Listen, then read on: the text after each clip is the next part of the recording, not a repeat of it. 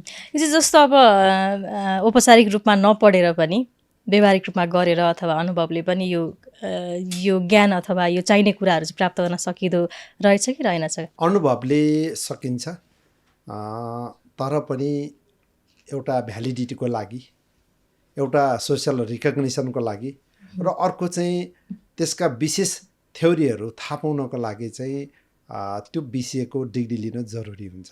नत्र भने हाम्रो समाजमा पढेका मान्छेभन्दा नपढेका मान्छे पनि कुनै कुनै क्षेत्रमा अब्बल देखिन्छन्। त्यो के को कारणले भने त्यो चाहिँ अनुभवको कारणले हो। त्यो व्यवहारिक पक्ष बलियो हुँदाखेरि त्यो पनि हुन्छ। नपढेको मान्छेले पढेको मान्छेभन्दा पनि बढी गर्न सक्छ नि कहिलेकाहीँ, त्यो चाहिँ एक्सपिरियन्सको कारणले हो र उहाँहरूसँग भएको व्यवहारिक नलेजको कारणले हो। नसक्ने भन्ने हुँदैन, तर हामी पढिरहेको मान्छेले चाहिँ पढेरै सिद्धान्त बुझेर नै व्यवहारमा लागू गर्यो भने चाहिँ त्यसले बेस्ट आउटपुट दिन सक्छ।